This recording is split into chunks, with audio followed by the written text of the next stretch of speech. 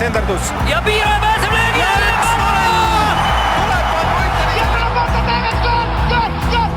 Lõpuvilega saab jalgpallis otsa higivalamine ja algab 3. poolaeg.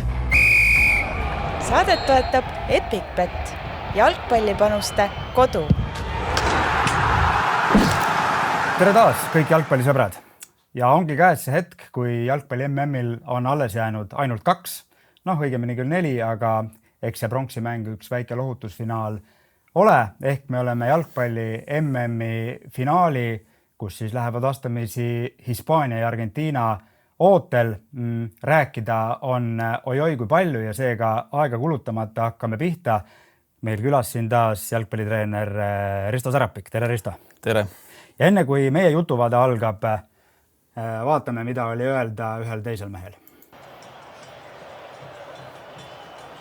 Es muy fuerte esto. Es muy fuerte, de verdad. La primera vez que mi viejo me compró un par de botines, siempre soñé con hacer este gol.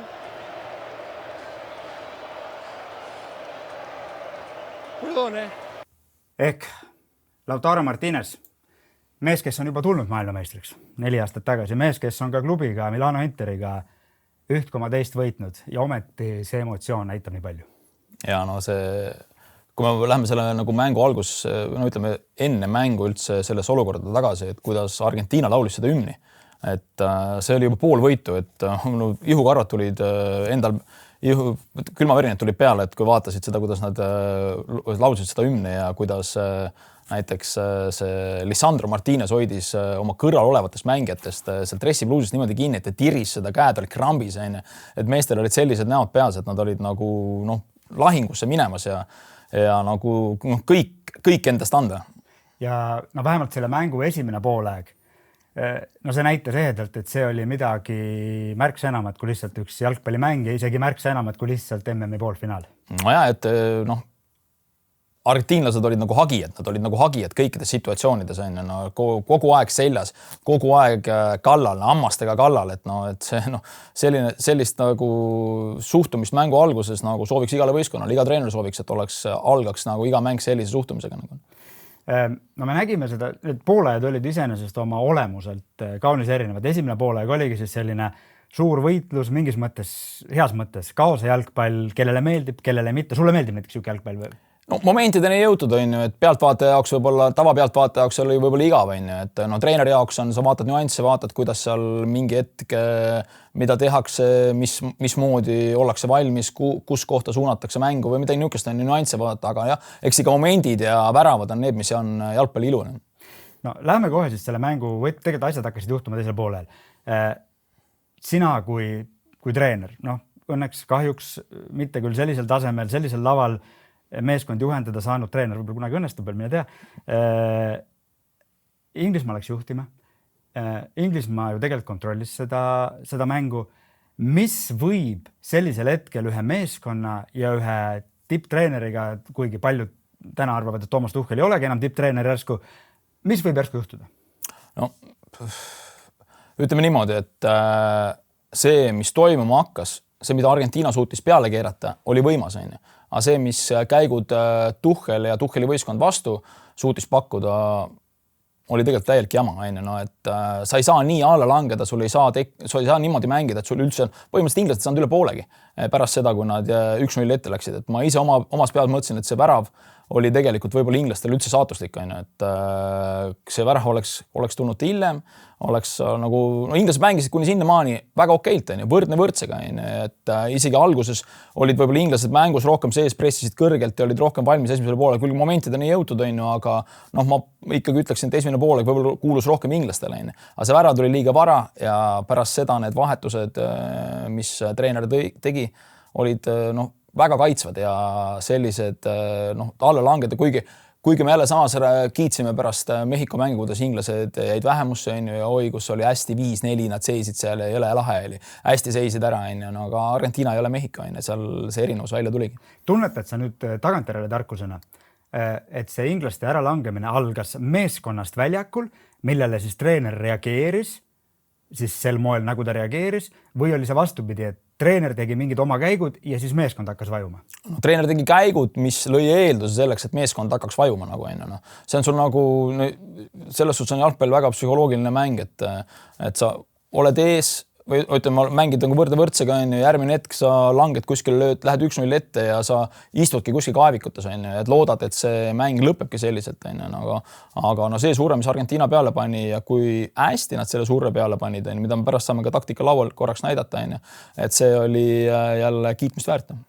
No statistika on teatavasti pool vale, aga kui vaadata teise poole keskpaigast kuni selle hetkeni, kui Argentiina lõi oma võiduvärava ehk et 91. minutil oli palli valdamine 92,5% Argentiina käes. Inglismaa tegi selle 25 minuti jooksul 12 söötu, millest 5 läksid kohale. MM-i poolfinaal mängivad Argentiina ja Inglismaa. Võimatu. No sellisel tasemel sa pead kõik need stsenaariumid tegelikult läbi käima enne. Ma ei tahaks küll uskuda, et Inglismaal ei olnud sellist stsenaariumit läbi käidud, kuidas me kaitseme, kuidas me langeme kaitsesse nagu sinna plokki, kuidas me tahaksime pärast seda, kui me palli võidame, tahaksime seda plokist nagu välja tulla, natuke isegi palli hoida. Aga muidugi üks asi, mida oli nagu märgata, oli see, et inglased olid väga väsinud. Et seal seda need pilkud erinevus, kui sa vaatasid, kui mängijate peale tuli nagu lähikaader, mida sa nägid nagu inglaste silmis ja mida sa nägid nagu argentiinlaste silmis. Ühes pool oli põlemine, teisel pool oli niimoodi, et lõpeks ära nüüd see kõik. Väsimus oli nii suur. Oli see sinu arvates eelkõige füüsiline väsimus või kõik see, mida Inglismaast on räägitud siin kümneid ja kümneid aastaid, et neil ikkagi jõudis kohale see pinge, et nüüd me oleme lähedal, nüüd me peame ja kõik see muu jutt sinna juurde? Tegelikult sa oled niisuguses faasis juba, et poolfinaal, ma ei tea, kas see nüüd on inglaste jaoks õnnestumine või ebaõnnestumine. Ebaõnnestumine. Ütleme niimoodi, et sellistes riikides on see ebaõnnestumine. Kui me vaatame nagu Norrat, siis Norra jaoks oli veerandfinaali iga samm, mis nad tegid, oli õnnestumine. Et see surve, mis inglastele peale pannakse, ma ei ütleks, et nad niisugune sats oleks, nad peaksid maailmameistriks tulema. Et vähemalt, ise arvavad teistmoodi, aga hetkel ma ei ütleks, et nad oleksid niisugune võistkond, nad peaksid maailmameistriks tulema. Aga ikkagi kuidagi tunnetatav, et Argentiina ju, kes on valitsev maailmameister ja arvab oma peades ju seetõttu täpselt samamoodi, et me peame maailmameistriks tulema. Aga kogu see nende kehakeel, me räägime seda muidugi nüüd tagantjärgi olukorras, kus Argentiina võitis, aga ikkagi kogu see kehakeel oli selline, et ka kaotusseisus ega neil tegelikult nagu väga probleeme ei olnud. Nojah, kuni sinna maani tegelikult oli natukese mänguga probleeme, ega nad seda mängu nii väga oma käes ei hoidnud, aga võib-olla see oli ka teadlik valik. Aga see, mis toimus pärast seda, kui nad jäid nagu taha, et see põlemine ja see kirg ja et siin kindlasti tagasi tulla, et ma olin selles kindel, et nad selle ühe löövad ära. See, et nad teise veel otsa lõid, see oli nagu kirst tordil. No nii, lähme vaatame, kuidas see kõik käis. Kiirelt meie väiksel taktika laua peal. Et vaataks kõigepealt natukese, kuidas Inglismaa oma esimese värava lõi ja kuidas nad üldse nagu sellel turniiril nagu natukese ülesehitusega mängisid. Värav tegelikult inglaste värav sündis ju väravlöögist. Siis mängiti pall lahti, siin tegelikult oli niisugune situatsioon, algsituatsioon, mängiti pall lahti, nagu praegu tänapäeval mängitakse värava. Väga palju oli ülesehitusel üldse läbi Pickfordi. Et nad inglased kasutasid teda nagu kolmanda mängijana siin kaitseliini vahel ja kõik käis nagu läbi Pickford. Et kui Argentiina nüüd kõrgemalt survestas, siis Pickford ladus tavaliselt neid pikki pallisi Rodgersi peale või siis Gordoni peale, rohkem Rodgersi peale. Üks võitlustesse. Et sinna jääks pall nagu pidama. Aga selles olukorras nüüd tekkis niisugune situatsioon, et Pickford mängis selle palli, Argentiina siit pressis, panisid natuke kinni, see palli mängis Stonesile. Nii kui Stones selle palli sai ja natuke siia poole välja keeras, kui natuke see surret tuli, siis oli kohe hakkas. Elliot Anderson liikus siia ja siin tekkis nagu niisugune kohtade vahetus. Rice liikus üles ära ja Kane tuli vastu. Nüüd tuli see sööt siia äärde ja nüüd oli situatsioon, kus Kane oli meil siin ja siin juba näiteks Anderson näitas samamoodi käega juba, et anna see pall Kane'ile. Selles situatsioonis oli üleval, hakati natukese liikuma ka siit välja. Selles olukorras tuli see sööt Kane'ile, nüüd tuli natukese Bellingham ka vastu, tõi selle ühe mängija välja. Tegelikult oli kontrolli all kõik siin üleval. Et siin oli olukord oli niisugune +1 oli Argentiinal selles olukorras. Nüüd Kane pööras, vaatas momenti, andis selle pika palli siia. Mängujuht Kane, mida ta selles mängus ka oli? No ta Bayern Münchenis kasutab ka seda situatsiooni palju, kus tegelikult mõlemad ütleme Kane ja Bellingham, kes vahetavad positsioone palju, mõlemad olid niisuguses situatsioonis, et nad olid väljas. Nüüd siin tuli üks Argentiina keskaitjatest tuli kaasa Romero selles situatsiooni. Põhimõtteliselt see äär oli siin vaba ja nüüd tuli see pikk pall. Siin õnnega pooleks Tagliafico hakkas seda palli kuskil klaarima. Rice läks kaasa, siin tekkis situatsioon, Bellingham juba haistis, Gordon juba haistis. Kane oli antud olukorras liiga kaugel, muidu teistes mängudes tavaliselt jõuab ka siia kasti välja. Et ta juba haistis, hakkasid minema, need Bellinghami spurdid, me teame ise, mis võimekus on Bellinghamil, need teha neid 60-80 meetrit starti jõuda kasti. Ja siin tekkiski olukord, kus tegelikult Romero jõudis tagasi, siit jõuti tagasi, siin kastis oli 4 argentiinlast versus 3, Keini alla poole, 3 inglast. Ehk et kõik korras, numbrid järgi kõik korras. No ütleme selline olukord, jah. Ja no see olukord oli, nüüd tuli see senderdus kasti ja siin kaitse jaoks oli see väga nagu keeruline olukord ja Gordon lihtsalt edestas. No Tagliafico tegi lihtsalt äärekaitse, aga selles situatsioonis ta ei märganud, mis ta selle taga toimub ja tuligi, väga raske on kaitsel seda olukorda ka nagu jälgida ja lõigi selle pära. Aga jah, et nagu põhimõtteliselt nagu jutu iva on selles, et kuidas Kane ja Bellingham vahetavad positsioone, kuidas nad tulevad allapoole vastu küsima ja kuidas nendest momentidest võib pärast tekkida hea moment, sest ääred hoidsid inglased laiali.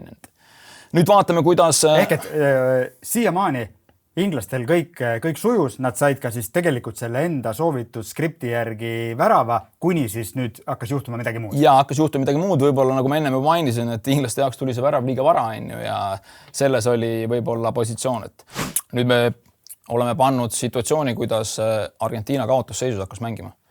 Kus kohast nad otsisid väravaid ja minu arust oli see muljet avaldav, et see oli nagu läbi töötatud ja need situatsioonid ja momendid tekkisid ka selle taustalt. Et üks koht, nad ei lasknud neid senderdusi kuskil siit, no kuigi teine värav tuli Messi parema jalast sealt, aga need momendid, mis oli praegust, milleni mängiti, olid tsoonid, kus taheti neid senderdusi anda, oli siit. Rodrigo de Paul tuli mängu ja siit hakkas tulema neid. Ja nüüd oli olukord, kus põhimõtteliselt 2 keskkaitset, 2 mängijat ja siit nendest olukordadest tuli alati McAllister lendas nendes olukordades sisse. Ja tihti oli niimoodi, et nad markeerisid mängijat ja see tsoon lihtsalt tekkis nagu vaba. McAllister, mäletate, sai siin peaga posti lüüa, sai teises situatsioonis, tegi Pickford väga super tõrje. Ja need olid need kohad. Kord lasi Rodrigo de Paul, kord lasi nendes situatsioonides siit Messi vasaku jalaga. Aga rohkem võib-olla isegi Rodrigo de Paul. Ja sama oli ka teiselt poolt, kus Tagliafico lasi neid vasaku jalaga. Tekkisid samamoodi tsenderused ja ekstra mängija kuskilt nagu niukest varjust liikus kogu aeg nendesse tsoonidesse, kus see pall on. Plus üks moment, mida nad otsisid veel argentiinlased oli, kui Messi sai vasak jala, siit mehed, kui natukese liin oli isegi kõrgemal, hakati neid palle otsima siia liini taha. Et siit tuli nagu peaga alla ja veel mingi tsenderus, sealt tekkisid ka need samad momendid. Kuidas lõi Argentiinaga esimese värava, oli tegelikult nurgalöök, et siit tuli nurgalöök. Messi poolt oodati seda tsenderdust jälle. Inglased olid kõik põhimõtteliselt oma kasti juba langenud siia välja. Mis on ka muljet avaldav. Kui sa ütlesid enne, kuidas muljet avaldav on see, kuidas Argentiina ründab. Et nagu ütleme, kõik olid alla langenud, kõik ootasid Messi tsenderdust, aga tuli tegelikult sööt siia välja ja nüüd ta sai heas kohas. No see oli muidugi lubamatu ka, kui sa oled 10 mehega taga ja sa lubad nii vabalt. Tegi hea puute, kuigi Bellingham läks siia blokki, see blokk jäi hiljaks. Et selles suhtes sai väga heas kohas sai hea puute teha ja Enzo Fernandez ja Pickford jäi selles olukorras lihtsalt lühikeseks. Aga ka see pilt siin küll antud juhul seisvate meestega ilmetab kõike seda, mida me enne rääkisime, et Inglismaa mängib ja mitte viimased 5 minutit, vaid viimased 25 minutit niimoodi oma võib-olla isegi rohkem, et nad ootasid põhimõtteliselt, inglased olid siin mingid kaadrid, ma vaatasin, olid Salah sellised, et siin oli 8 mängijat nende ees 3 ja siis kuskil 1 veel natuke sees pool, et niimoodi langesid nagu nad alla. Aga Argentiina otsis hästi. Nii kui inglased 2-1 taha jäid, neil ei olnud tegelikult mitte mingisugust niisugust head plaani. Plaan oli selline, et Pickford lasi neid pikki palle siin ette ja et sealt äkki midagi tuleb, võidame, aga ei võitnud mitte midagi seal. No nii, Messi maagia töötas jälle, Messi maagiast me jõuame veel rääkida. Aga nüüd siis see teine või õigemini esimene poolfinaal. Pidi olema, mina siin ka suure suuga hõiskasin, et tuleb sisuline finaal. Tuhkagi ta oli suur. sisuline finaal. Üks rullis lihtsalt teisest üle ja rullis üle see meeskond, kes justkui ei pidanud rullima. Jah, no ütleme, Hispaania see individuaalne meisterlikkus väikeste maaladel palliga toimetamine, õiged otsused, millal teha ühe puutega mängida, millal teha 2 puutet, millal pöörata maha, see on nagu see on fantastiline kool, mis on, et kui sa lähed Hispaanias kas või vaatama mingisugust madalama liiga mängu, 4. liiga mängu või 5. liiga mängu, sa näed samamoodi, kus mängijatel tegelikult baasoskused ja baaskool on niivõrd kõva, et see on nagu väga, väga äge nagu ja Hispaania minu arust võitis selle mängu keskväljal. Paljud siis spetsialistid tõid ka pärast välja, et lisaks sellele palli valdamisel, mis oli selles mängus numbrite järgi võrdne, et Hispaania võitis selle mängu tänu oma organiseeritud kaitsetegevusele, kas me siis nimetame seda pressinguks, kas me nimetame seda rest defense'iks, kuidas iganes, aga nad lõikasid ära Prantsusmaa siis juurdepääsu nende sellele supernelikule ja ühtäkki selgus, et supernelikust sai täiesti halvatud ründenelike. Jah, ütleme supernelik, me oleme siin ju kiitnud ja vaadanud, kuidas nad selle turniiri vältel on tegelikult ka väga-väga hästi mänginud. Missugused kiirused, missugused omadused nendel on, kuidas nagu Mbappé oli see näiteks oletame või Dembélé, kuidas nad palliga, mis kiirus nad üles võtavad, kuidas nad pausitavad, kuidas nad löögile lähevad. No, nagu sobis kõik nende oma vahel ka nagu see liikumine, aga jah, Hispaania ma isegi võtaksin selle niimoodi kokku, et see algas kõik Rodrist. Rodri alustas seda, et kui me tänapäeval vaatame, et paljud noored mängijad ka vaatavad nagu, et kuidas palliga mängides, me ei saa öelda, et Rodri palliga ei oska üldse mängida, mängib väga-väga hästi palliga. Aga see, kuidas ta ilma pallita mängib, kuidas ta jõuab kõikidesse olukordadesse, kui suur on ta tööraadius, kuidas ta nagu oma kaitseliini esist turvab, et see on väga muljet avaldav. Mina pean ütlema, et mina selle mängu eel, nüüd on tagantjärgi jälle seda muidugi väga mõnus öelda, aga ma lootsin, et Hispaania võidab, kas just nüüd niimoodi, aga mulle isiklikult on kogu aeg meeldinud meeskondlik jalgpall versus siis selline, mitte nüüd, et Prantsusmaa ei oleks hea meeskond, ma ei väida seda, aga nende mäng ikkagi rohkem põhineb sellele individuaalsele kvaliteedile kui Hispaanial ja see, kuidas Hispaania, kellel räägiti Mbappéd, Dembeleed oli see, et kõik nendest terve see 6 aega, tegelikult Rodridest ja Jamallidest polnud nagu väga mingit juttu, aga kuidas nad nüüd meeskondlikult selle asja ära halvasid, mina nagu nautisin seda vaatemängu ausalt öeldes. Jah, ütleme, kui ma vaatasin pärast seda Hispaania koondist, et see palliga mäng on ikka nii nagu nende jalgpallikultuuri osa, et ka Prantsusega, ütleme kogu turniiri vältel võib-olla, siis Hispaania mingit vasturünnakuid ei tee. Kui nad palli võidavad mingis olukorras, siis nendel on palli omamine, palli valdamisest hakkab kogu mäng pihta, et siis nad arutavad vastase lahti. Kui me räägime näiteks kas või nende praegust kõige suuremast väravakütist, ma arvan, mis ma ei eksi, et Ojarzaballist, siis nagu ta ei ole ka mingi täht, et jalgpallimaailmas, kus võrreldes nende teiste Argentiina meestega või inglastega või kellegiga, et ma arvan, paljud lihtsalt nagu jalgpalli igapäevaselt mitte jälgivad inimesed ei teagi, kes on Ojarzabal. Aga tema oskused, see palliga mängimine ja nagu see jalgpalliline IQ on meeletult kõrgel tasemel. Ja lõpuks siis tulemus oligi see, et kui enne poolfinaali arvati või kardeti, kuidas pidi keegi, et see Prantsusmaa kiirus sinna Hispaania kõrge liini taha vähem või rohkem hakkab tööle.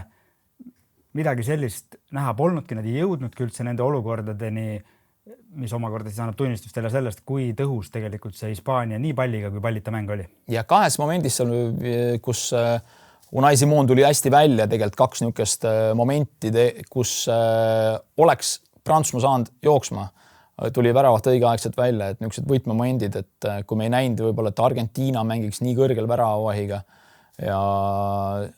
aga samas, kus Hispaania mängis selles mängus nagu kõrgel väravavahiga. Nad tahtsid ikkagi oma kaitseliini suht kõrgel hoida, mitte nii kõrgel nagu Barcelona see jõuaeg mängis, et täitsa vastase väljaku poole peal kogu aeg, aga suht kõrgel ja see oli ka huvitav. Enne kui me lähme siin nüüd, et selle mängu kontekstis taktika tahvli juurde, siis mõned pildid sellest, kuidas siis Hispaania pallita kaitses siis jalgpallikeeles jälle see rest defense'i, kust tuli siis ka nüüd Hispaania esimene värav ja see oli läbiv, kuidas nad siis sellistes olukordades seisid. Laporta oli kogu aeg vaba ja Kubarsi oli siis koos Mbappéga ehk et nendel ka see struktuur ka sel hetkel siis, kui nad tegelikult palli valdasid, oli kogu aeg paigas.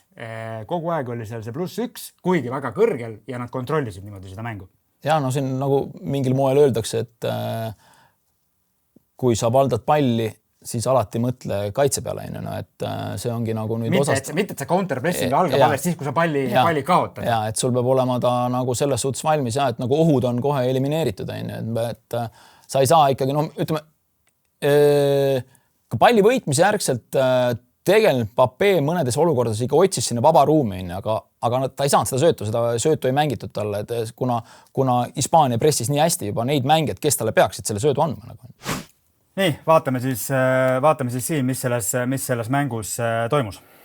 Ja, et vaatame Hispaania poole pealt praegu seda, kuidas Hispaania nagu palliga toimetas ja kuidas nagu ka esimene värav põhimõtteliselt tuli neil. Et Hispaania lõi vastavalt sellele, kuidas Rodri nagu mängulugejana, hea mängulugejana ta lõi selle situatsiooni, et kui vajadus tekkis, ta ilmus siia kahe vahele, see tekitas nagu võimaluse äärekaitsetel liikuda üles, Cucurella oli tavaliselt kõrgemal, Buena tuli allapoole ära ja nagu me oleme eelmine kord rääkisime, mis Oyarzabal ei ole ründaja, kes on number 9, kes istub ainult siin. Ta on ründaja, kes liigub igale poole. Teda oli, ja see üks nagu nendest asjadest, mille pärast igale poole liigub, ongi see, et ta nagu tõmbaks neid Prantsuse kaitseid ka välja. Et kui selles situatsioonis tekib olukord nüüd, et näiteks pannakse kinni siin see ja see sööduliin, ja siis Rodri kasutas ka väga tihti seda olukorda, et ta sai ise siit tõusta. Kui tuli siit linn kinni, siis tuli see sööd siia, Laporte tõusis, kui Laportele hakati suuret avaldama, siis David Ruiz oli vaba, siis mängiti läbi David Ruiz, kui oli niimoodi, siis läks see pall Cucurellale. Ja siin oli Buena oli juba nagu tekkinud nagu ise teiseks ründajaks. Ja tegelikult selles situatsiooniski Cucurella lasigi selle tsenderduse siia alla, kus me nägime selle Digne tegelikult eksimust, et kus ta nagu kaotas olukorra ära ja Mal tunnetas seda olukorda siin ja hakkas klaarima ja siit tekkis ka olukorda. Et tegelikult samamoodi ülesehitus.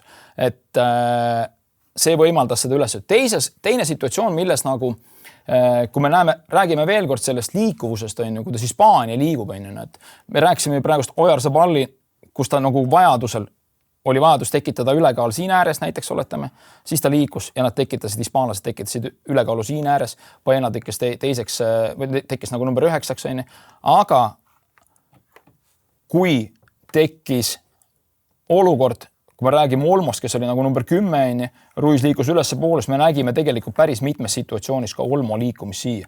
Lihtsalt mängu ülesehitusest, et tegelikult vaadake ise nüüd, kui palju, mis positsioonis, kui sa oled nagu number 10, sa liigud tegelikult sellesse olukorda. Rodri jäi siia ja Olmo tuli siia palli valdamise. See näitab seda, et Hispaania jalgpalli stiil, jalgpalli kultuur on palli valdav ja nad tahavad seda palli kogu aeg palli omada ja sellepärast võib-olla vähem kasutavad ka kiirrünnakust. Kiirrünnakute olukord on ikka tavaliselt see, et selle kiirrünnakus lõpeb ruttu ära ja sellega ongi sul palli kaotas ja vastane on jälle palliga. Prantsusmaa mäng on palju sirgjoonelisem ikkagi.